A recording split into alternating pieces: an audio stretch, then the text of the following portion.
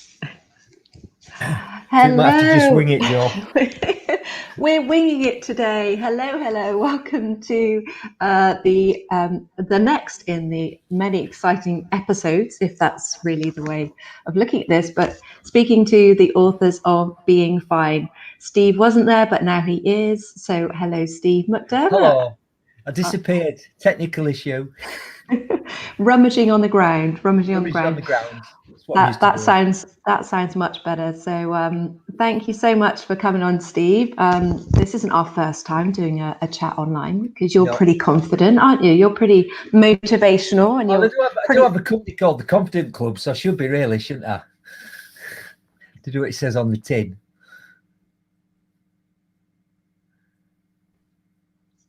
Crikey! So that something happened there. We lost I all don't know. connection.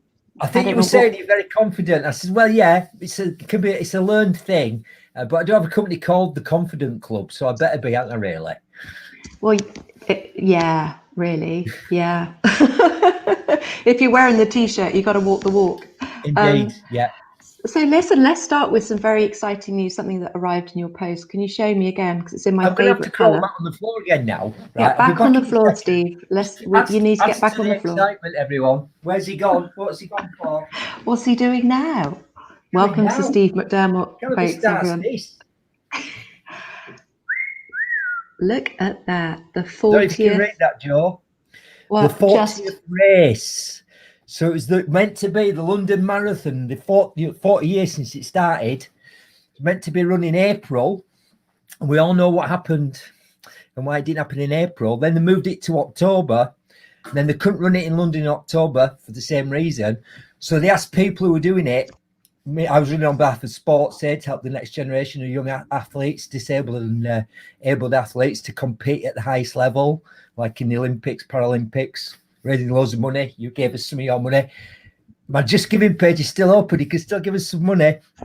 So I ran it on my own. I did 105 and a half laps on my Todd of the local running track. You might have seen me on the BBC. The BBC came to cover it because that's how mad it was.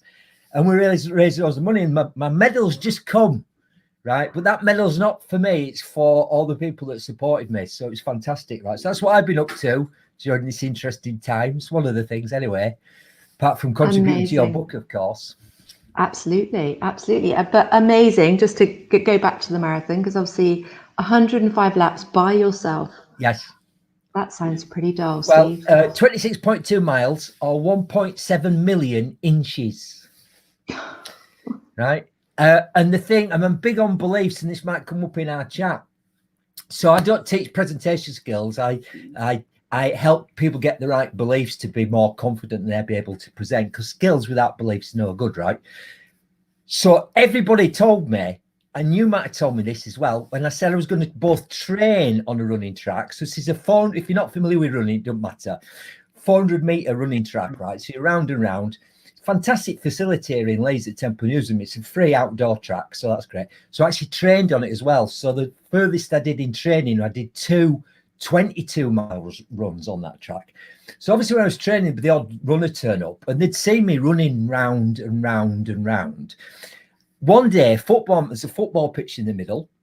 One day, football team turned up, set up, so came early, put all the nets up and everything, corner flags, played a full game, finished, and I'm still running round and round. And they're all stood going, hey, why are you still running round and round? And well, I'm training for, what was going to be the London Marathon, but is now the virtual marathon.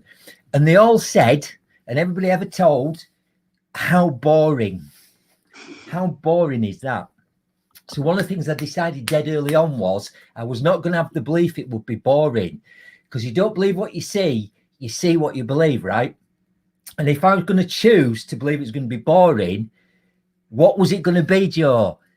Boring. Right, so I made a different decision. I thought it'd just be a really exciting mental challenge, and it was. I had a ball. So I highly recommend it if you have the right attitude. It's all about attitude, isn't it? And you did this really great thing, didn't you, of having someone sponsor you in thought for each mile, which Yes, was, so that's why how I'm did saying that this. work? That's why I'm saying this, and I'm not joking when I say this. I didn't just run that race. So obviously, the other challenge, apart from going round and round and round in circles, was you're on your own.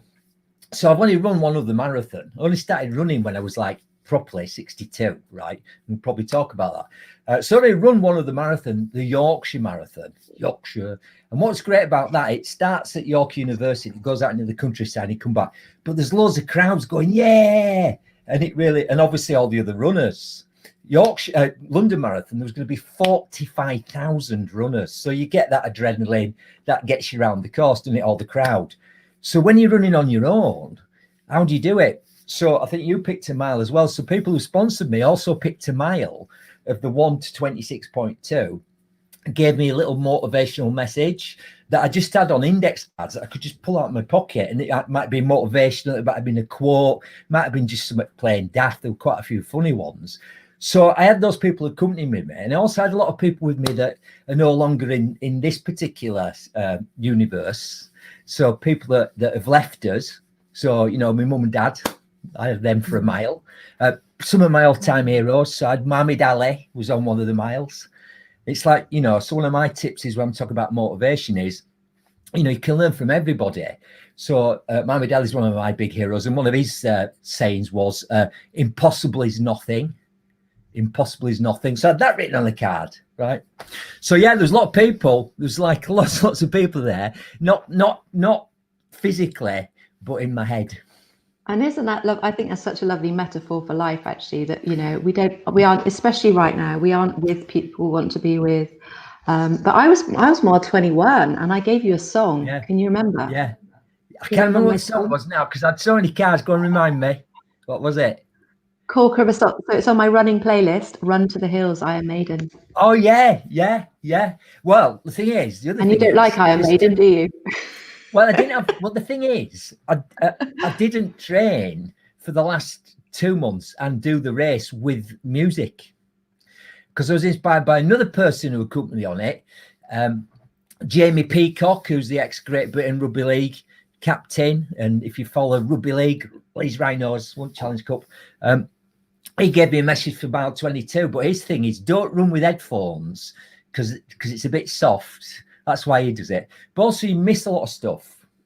So, you know, I was doing a bit of mindfulness stuff. So there's this oak tree. So another technique was there's an oak tree on the corner. Every time I went past it, I just challenged myself to notice something different about it. So I've had this song, but I haven't been singing it because I didn't have headphones. So I was originally going to do a playlist. I thought, nah, it's too soft that. Let's just make it even more challenging. Right. Honestly, you Yorkshire people, you like it tough, don't you? You don't wear coats. No, I'm all about the headphones. I know, you're crazy. I'm all about the headphones. But listen, it is a kind of, I think that is a kind of metaphor for you and what you've done, because you have had quite a journey, haven't you? Yeah. And you have thankfully been able to turn to the right people who were there at the right time. So yeah, there are lots I want us to cover in the time we're chatting today. And thank you for watching, for those of you that are watching live or listening live, and for those listening back. Great to have you listening, engaging with this important book, Being Fine. So let's come back to your chapter, because there's so many parts of your chapter that are very powerful in itself. We'll come on to ironing later, which doesn't sound very powerful, but clearly we'll end with that. We can end with the ironing. My least favorite thing to do in the world, but I like to talk about it with you, Steve. I've just finished doing so. Oh God, it's a shame you're not closer. You come back. Hate ironing. Wearing whatever tier it is at the minute, so there's lots of ironing to be done, not much else. So you very much talk, and the explanation of your interview today that I put up was even you, or even me, but even you, because you are a motivational speaker. You are. Yes. I've known you a grand total of 4 months. You are incredibly motivational. You gave me a wonderful motivational piece to do with my own kids, my teenagers. Yeah. Teenage How's doom. That going? Not teenage doom. Yeah, Is that still working? It helps. I did it for the 7, but you are phenomenally motivational. So even you hit a time for no reason, in your own words, for no reason, when actually life got pretty darn tough, didn't it? Yeah. Well, I mean, without giving away too much, because we want people to buy the book, don't we, to support the wonderful charity myblackdog.co, right? But really, the way I've written the chapter is in 3 stages, so maybe we'll just briefly touch on those. If you like, so the way I've described it is there's like the old me, the depressed me and the new me. And because that's kind of like the journey I've been on. So if we just sort of dive briefly into those 3 bits, that might be useful for our viewers. So the old me was like me, right? But not quite as good, right? With the value of, this is all with the value of hindsight, everybody. Hindsight's a marvelous thing, in it. If only we had it in advance, wouldn't it be marvelous, right? So with the value of hindsight, if you think about the old me, there I've been a motivational speaker. So I used to work in advertising. I was a creative director of an advertising agency, quite a creative guy. If you don't know about the world of advertising, it involves lots of presenting, lots of talking. So I've always been quite a good talker from being a little boy, you know. All my school reports go, you know, he won't get very far in life if he keeps talking in class. Now I'm a professional speaker, so what do teachers know? But anyway, right? So, you know, spent a lot of time in advertising, presenting. Then, long story short, got into personal development, got into all sorts of stuff, started my own training company, and by a very, very circuitous route, ended up as a professional motivational speaker. Now, those of you who have seen other motivational speakers, I don't know what you think of them, right? Normally, in the old world, and in the old me, the gig I normally got through an agent or through myself direct, or somebody like yourself, if you're organising a conference, say, Joe, I'd normally get the slot after lunch at a big company event. If you knew, what is the slot after lunch called? Yeah.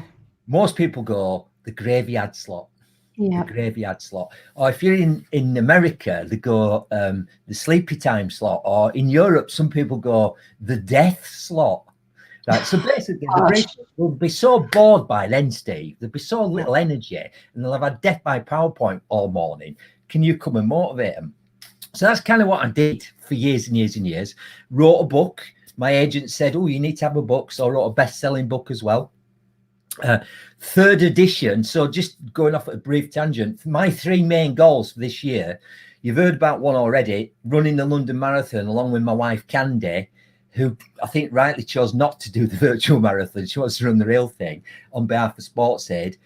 Doing a one-man show at the Edinburgh Fringe. If you're not familiar with Edinburgh Fringe, I think you love it. It's one of your favourite things. So it lasts pretty much all of August, doesn't it, Joe? I'd booked a venue, been working on a show for a year. That didn't happen.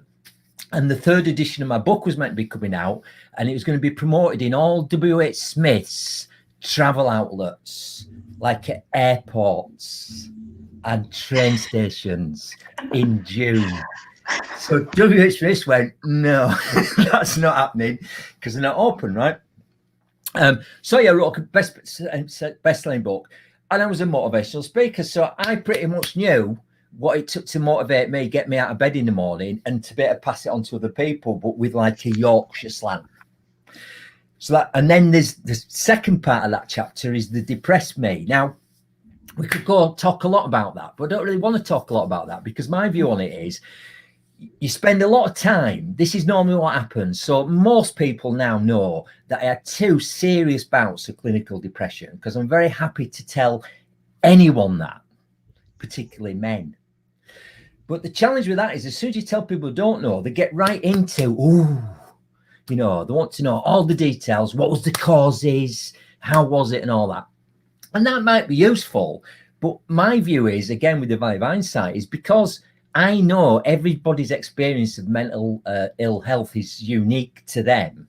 And it has different labels. So whether you call it depression, whether you call it anxiety, and there's like a range in there. There's like a real kind of range of things.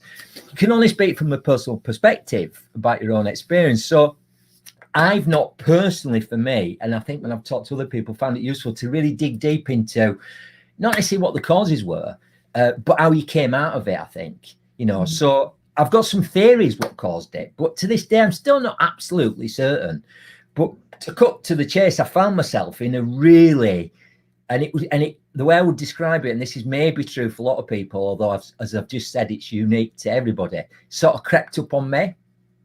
For some people, it's like, boom, massive, you know, train wreck, divorce, gone bankrupt. There's like a key, like it was that.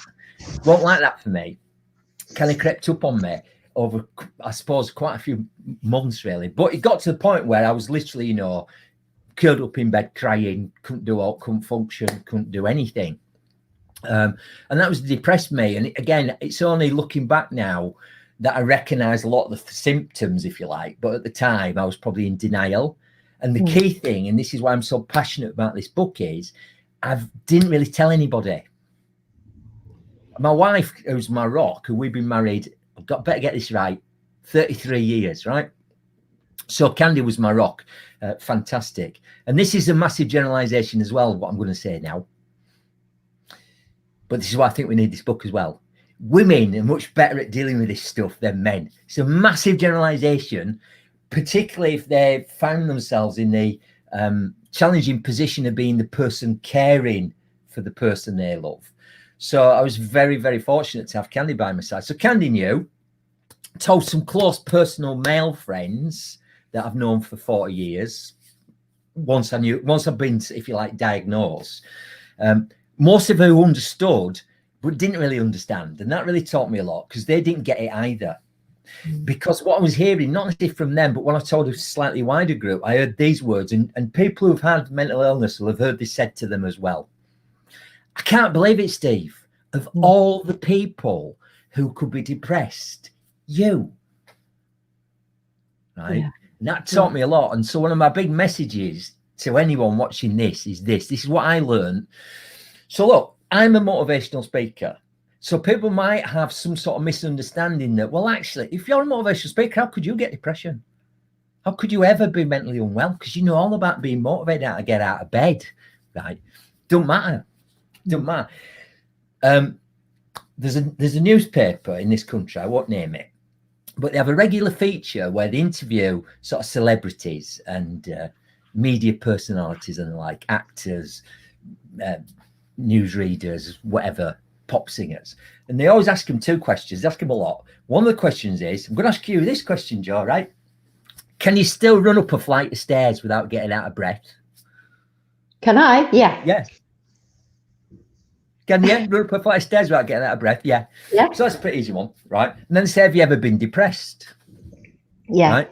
Yeah. I would say I haven't seen one yet. Now, there may be one because I don't read them all the time. I haven't seen one that went, yeah. Most people go, no, because I'm mentally strong. Or, I've had the odd little moment, right? But they might not be being truthful, I suppose. Yeah. They might want to disclose that they have been. Yeah, exactly. But what it says to me is there's a common misunderstanding. And if nobody gets anything, if just got one thing from this book, from me, it would be this. It's not a choice. You know, it's non-discriminatory illness is mental illness, right? People go, because often the other question you have to ask is, you're a half glass or half empty type person. So that's a real common cliche, isn't it? So people would have described the old me as, he's definitely half full, if not full to brim, right? What I would concur is, what I would say is with depression is, it's not whether you're half empty or half full. What happens when you get depression is, it's like your glass gets full right to the top, but with like really black, nasty liquid that, you know, if like black dog, special black dog, and until you empty it out, you've had it. So 1 in 4 people globally, and the figures I'm going to suggest, the figure's going to be higher than that, given the current circumstances we find ourselves in, right, will suffer some form of mental illness, and they don't have a choice about it. It doesn't matter how positive you are, it doesn't matter how motivated you are, because the cause could be many and various. It could be a chemical imbalance of the brain, it could be an accident you had, it could be some significant life event. But there's a good chance you will suffer from it, right? Which is why we need to just talk about it like we talk about somebody having a broken leg. So it's misunderstood. That's the first thing. People just don't understand it. So when you attempt to tell somebody about it, they don't get it because they think, well, hang on, why don't you just... Or the other one you often hear is, well, why don't you just cheer up? Right? Yeah. So they either go, of all the people I know, I can't believe you were depressed or are depressed, and why don't you just cheer up, right? Now, obviously, all of us feel down now and again, don't we?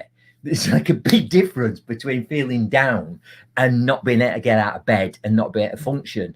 And little tiny things, I don't know if you had this in your experience, Joe, you know, the cat is sick on the carpet and you burst into tears. So the tiniest little thing, you know, and just, you know, just can't even clean your teeth sometimes.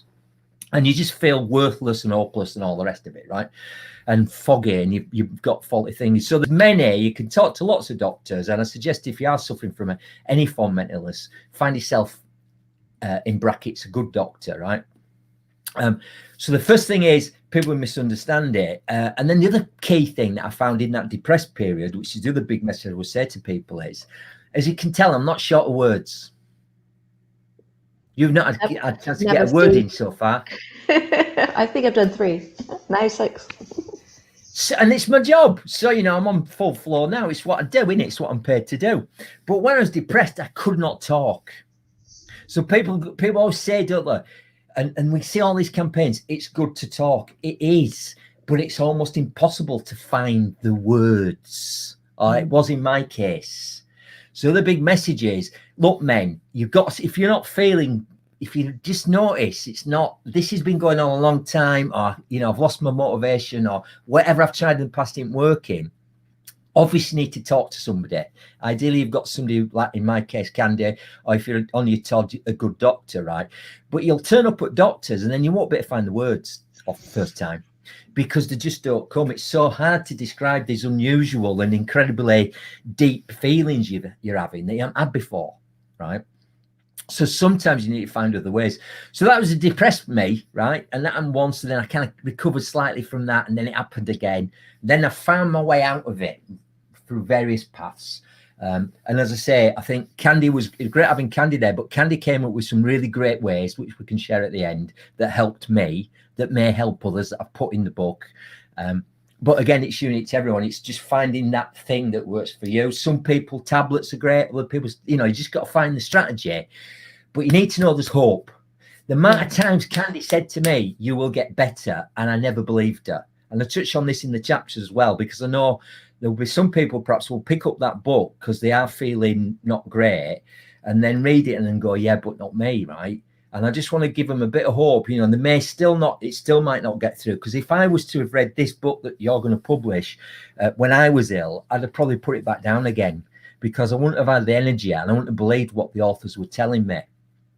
So I think what the book can do is hopefully give some little bit of hope to those who are suffering. But if it can't do that, it can help those people that are helping people suffering, and it can help educate the rest of us, and it can help educate particularly men who haven't had mental illness, give them a bit of a better, deeper insight into what it's like and how they can support their male friends. Which is the sole purpose, really, for me, because, you know, I'm not an expert in mental health. I'm not claiming to be. No. That's why I was very careful about the title of the book, because I wanted it to be about the fact that we can talk about more about what that is to feel it and experience it. But more importantly, like you just said, it's recognizing that actually we can change now, even if you're feeling fit, healthy, positive about being locked down for another whatever. By reading this book, you'll gain an insight into what could happen to you possibly, but actually, like you say, what it's like to see, and it is tough. I want to come back to a couple of things that you just touched on, though, because there's some really big, so many big points, but a couple of big points. One of them being that obviously men do, and I'm generalizing, we need to, because otherwise we're never going to get through this conversation. But men generally struggle to find the words because they haven't been given the training of the language. Women, I would argue, are given the language, encouraged to speak about their emotions. So we have literally the words in us. So when we're going through struggling, when I hit my rock bottom, I knew what those words were and I could tell them to my friend. So I think that's a really big. So what is that moment? Well, I think there's research. It's not just us saying this. So again, in my chapter, there's some fairly recent research that they did in the UK and in Europe and in America and in Mexico, and it's still the case that men are brought up to be, for want of a better word, act like a man, whatever that means. But what it seems to mean is you've got to show that you're tough. You've got to not be vulnerable, and whatever you do, don't cry. Right? Boys don't cry. So one big side of depression is you will do a lot of crying because that's your body just going, this is how I'm going to cope with whatever's going on chemically in your mind, whatever, right? So I think we've got to find the words. We need to start to re-educate what it means to be a man. I'm from Yorkshire, right? And I think so. The big problem is, and certainly people from my generation, when I look at my dad and my granddad, right, clearly we haven't invented mental ill health, have we? It didn't just. It's not like, oh, it's a trigger thing, like the iPhone 2020 thing. It's always been around. It's just that back then people talked about it even less, right? So certainly when I was a kid, I know my granddad, I now know with, again, value of hindsight, that he probably was suffering from severe mental illness because he was in the trenches in the First World War, and I think that was his, big impact. It was never talked about. It was literally like hidden away, right? I never really talked to my dad about my feelings, never talked to me about his whatever, right? It's just a thing, so you just pass it on, don't you, right? So I think it's being prepared to be vulnerable, and men in particular, but there'll still be challenged because you're quite right, we don't have the vocabulary. And even now, people, and I also think some people might think it's like catching as well. There's a little bit of that. Oh no, I don't want to get it. So there's a load of stuff. So I think people don't understand what causes it. People don't know how to talk about it. I'm talking about particularly about men, and we're wildly generalizing here because clearly there's some men who are good at talking about it, and there's some women who are lousy at talking about it, but generalizing wildly, right? So I think, my hope with the book is that if people can just see men's in particular personal experiences of this and recognize, right, and like you say, prevention is better than cure. So you might just spot some early signs in yourself and be able to get some help and be able to talk about it and prepare to be a bit more vulnerable and not have to be a man a bit earlier, because obviously the sooner you can deal with it, the better, really, because again, generalizing, the longer it goes, the more of a spiral you're going to go into, and the more hopeless you're going to feel and all the rest of it, and worthless and all those other terrible feelings that go with what most people experience depression, right? So look, we need to talk about it. And I think what's good is you've collected a load of men who've got to the point who were happy to talk about it. Now, again, I'm only getting reasonably good at being able to talk about this issue. I've talked about it. I've mentioned I've had it, but I've never really gone in depth with it before because there's not been a great opportunity like this to do so, or a platform where we can do it. So whether we're doing it on, YouTube, on live, or when the book comes out, because this debate hopefully will continue outside and around the book, and we can have it. So the more stories we can hear from ordinary folk as well, exactly. Because I think part of it is it's become a bit of a flag that people wave as well. Yeah. It's kind of like so my worry with it is a little bit is it's like everybody can go, and I was depressed and I was whatever, and I think we have to just be careful to say, we're not doctors, but we do have some personal experiences that we can share that could be a little bit of hope, a little bit of help for people out there. Yeah, and the key point that jumps up in all of the chapters is very much that there was a point at some point, or your upbringing or your background, where it was discouraged to be emotional. It was discouraged. And I don't think that was conscious. I do think it's a lot of this is to do post-war. To do with post-war. I think it's a generation. I'd like to hope that my boys were a bit better, but who knows, right? And so I'm conscious of time. So the third chapter then, or the third part of the chapter, rather, the third act, if you like, is the new me. So again, I could go into long and various things that how I got out of it. But what happened was, two things I would say here. The communication piece, what I found really helpful because of the lacking the words or being articulate it and not being able to get it out, and also almost getting upset trying to talk about it, was what I found really worked for me and Candy was to text each other. So I found it a lot easier to write it and say, this is how I'm feeling, or to even write a real letter.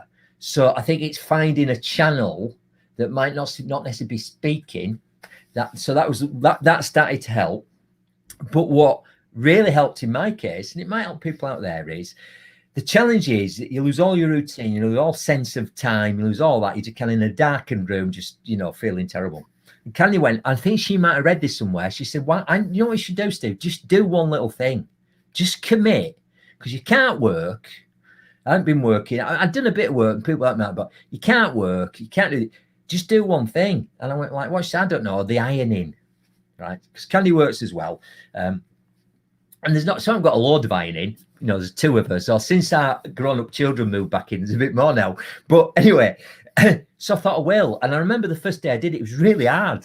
It's really hard to just commit to doing 10 minutes of ironing, you know. And I thought I'll do it the same time every day. So like 9:30 or whatever, ironing boards on the top landing. Let's, you know, do it.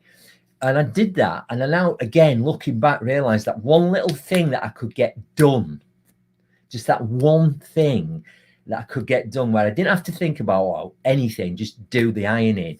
So what really was a tiny thing but became a big turnaround for me was just finding that one piece of normality, that one piece of routine that I felt I was capable of coping with. Because I think, I don't know if you had this in your experience, Joe, it's just the overwhelm that you get. The overwhelm is a big part, I think, mental illness, that you just find it difficult to do anything. But if you can find that one little thing, commit to doing it, that would be my top piece of advice, I feel. I think that's a great advice. And it, like you say, it can be something so tiny and so small. And obviously, so I do the Red January for Mind, the mental health charity. And so I run every single day of the month in January.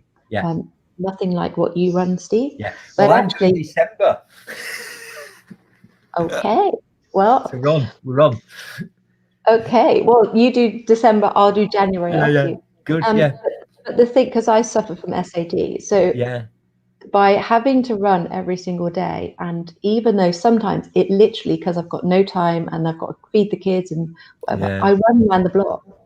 But having that commitment to myself makes such a difference, helps me get through the toughest month of the year for me. And actually, and the community, when I first did, just quick history on Red, but I first did it 5 years ago, and there was, I think, 400 of us in the Facebook group. There's now 30,000 in the Facebook group. Wow. And the stories in there, but the thing that absolutely, you'll give me a fine because my dog's barking. Nala. Yay! Dogs, love them. That's another fine from the dog bark. So, but the thing that everyone talks about is that thank you for being there as a community for the people that are really struggling, because some people do it and they are suicidal. Some people do it just because they actually just want to do exercise or they want to train for the marathon. But the people that are really struggling, that say it's having that accountability, because obviously a lot of people are by themselves. So find someone that can help you and that you can connect with on a daily basis. Join my Red running team if you like, because it's a team. Do that now. if you want.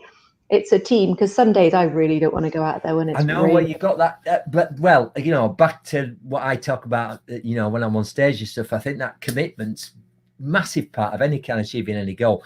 So very, very briefly then, so the new me. So this is the final thing I would say in all this is. So so that was like the little turning point, getting out of the depression, was the ironing and then other stuff, right? But I now can look back as that period of my life as a gift. Now, trust me, when I was right in the middle of it, there's no way I would have said that.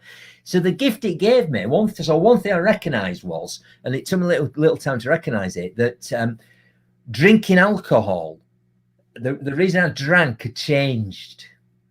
It changed from drinking to be sociable and have a nice time, whatever, to deadening my sick feelings, to sort of self-medicating, because I just couldn't stand the thoughts and feelings I was having, right? So I thought, wouldn't it be interesting to stop drinking for good, forever? So that's what I did when I was 60. Can't go into how I did that now, but if you want to know about that, I might do that another thing, right? All I would say is the top tip, I didn't do it with willpower or motivation, because both those things are finite and they'll both run out, right? I did it by changing my beliefs. So anyways, me and in fact Candy both stopped drinking when I was 16. She was a bit younger. That freed up a load of time and energy. So I joined my first gym ever when I was 61, right? I started running when I was 62, ran my first marathon when I was 63, and ran that marathon when I was nearly 64. None of that would have happened if I'd not had depression. Right. So that's how I've reframed it, and it's true, but it's true. So I think the thing you need to say to yourself is, you won't, if you're in the depths of it, you won't get it now, but notice that. Look back on the experience. If you're fortunate to recover, some people suffer from depression their whole lives and anxiety their whole lives, and that's a real challenge, right? But there'll be moments where you go, is there a way of reframing this to go, do you know what?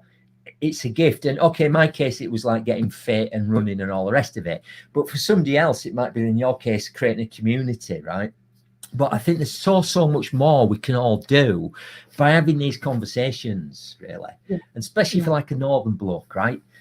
Or you're a bloke in general, wherever you're from, right? But particularly us northerners, I think we do have this sort of, even more so, this reputation or this self-image or this identity that it's all about being sort of tough macho men, right? And that's not about that. So give yourself permission to be vulnerable, right? Because that's a good thing. It's a strength. Yeah, that's such a powerful and important message, Steve. It really is that is what needs to come out, is that it is a strength, and it's a value, and it's really important that we break this cycle. You're breaking the cycle for your son, you know, and actually that's really important, because we can recognize that it has been a generational thing, but we do want to let that go, and we want to, and all of you, you know, a lot of you are fathers of sons. Yeah. So I'm thrilled that you've all actually had the shown the vulnerability to your own children, and obviously one of our authors sadly lost his son to depression. Exactly. So you know it can, but he had, and then he himself suffered, obviously, because of what he lost. So it's really important that we break that cycle. I'm really grateful to you, Steve McDermott. You've just got Steve written up, but it's all right. this is Steve. He's just the Steve, the Steve from Yorkshire. That's him. I'm rubbish at accents. So it's really important to show that vulnerability, and also, doesn't it change your relationships? You know, because actually, it's I've seen it from all sides, sadly. But I'm married to someone that was always fine. And living a life with someone, even when our children were in intensive care, born 3.5 months premature, it was all fine. No, it really wasn't. So you know, it's really tough as a partner to experience that, and a sister or a mother, or so actually not only are you. So, and I just really am grateful, as always, Steve, for your ironing stories, and also really championing this important book. We're going to have an event, by the way, folks. We will be having an event next year, beginning of next year, because we recognise this is such an important topic. Vulnerability keeps popping up. Kapil Gupta, who's just done our TED Talk, he's one of our authors. A big part of this message is about vulnerability, and also finding the right men you can reach out to and share, because obviously a lot of people are by themselves, but there will be men who are, you know, can listen more easily themselves, because obviously that's part of it, isn't it? That not all your friends, I'm sure, could take this very well, you know. No, because they've not had the education either, right? And I still know some of them that I've not loved dearly, I've known for years, still don't quite get it. They still don't quite get it because I just haven't got that understanding, you know. I think the tip I mentioned in the book, again, just a simple tip, I think, is if you're close to your male friends and you suspect there's something not quite right, and you say to them, "How are you?" and they say, "I'm fine," ask them again. Yeah. Because just asking them that second time might be just enough, give them enough encouragement. And small part of encouragement is courage to go, do you know what? I'm not sure if I am. And then you can maybe have a little discussion about it, you know. So we need to look at the men need to get so much better at this. We do. We need to stop using this F word. Save it for the weather. The weather's fine. That will do. That's right. Yeah, indeed. Never talk about ourselves is fine. Thank you so much. Please, if you haven't already, joined our Facebook group. You'll then be updated on the book, or get in touch with me, properbookspublishing@gmail.com. I'm Jo Baldwin-Trott. That was the Steve McDermott from Yorkshire, amazing marathon runner of 2020. You're awesome. Thank you, Steve, and thanks for tuning in. Take care. Bye. Bye.